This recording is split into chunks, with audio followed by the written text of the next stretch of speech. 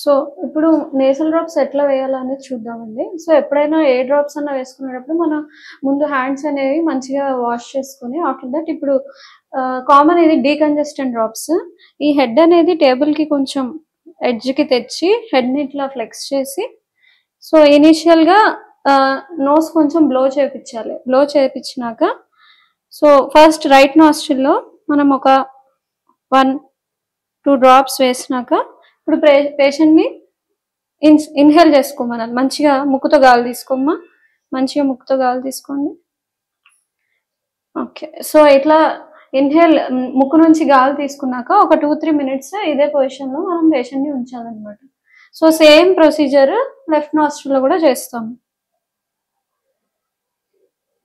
And during this మనం drops వేసేటప్పుడు ఈ నాజిల్ అనేది నోస్ దగ్గర సరౌండింగ్స్ ఎక్కడ టచ్ చేయకూడదు. సో, పైకి పెట్టేయాలి. ఎందుకంటే మళ్ళీ ఇన్ఫెక్ట్ అవుతుంది కాబట్టి. And after this again we have to clean this nozzle with some tissue. అది చేసుకున్నాకే ఇది స్టోర్ చేసుకోవాలన్నమాట. ఓకేనా? సో, ఇప్పుడు మనం నేసల్ స్ప్రే ఎట్లా యూజ్ చేయాలో చూద్దాం.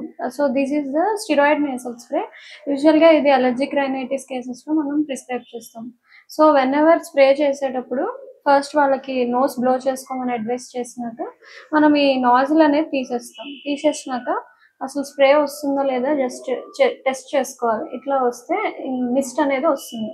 ఆఫ్టర్ దట్ రైట్ నాస్ట్రిల్‌లో స్ప్రే చేసేటప్పుడు ఈ డైరెక్షన్ అనేది ముక్కు ఈ నాజిల్ అనేది ఇన్సైడ్ ద నోస్ పెట్టి డైరెక్షన్ అనేది లేటరల్ అంటే టువర్డ్స్ ద రైట్ అయి ఉంది.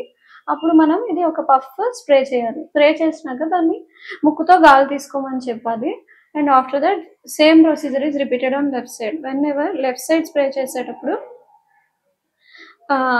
ఈ టువర్డ్స్ ద లెఫ్ట్ ఐ కొంచెం లేటరల్గా డైరెక్షన్ పెట్టి స్ప్రే చేసి మళ్ళీ ముక్కుతో గాలి తీసుకోమని చెప్పాలి. So this is the procedure.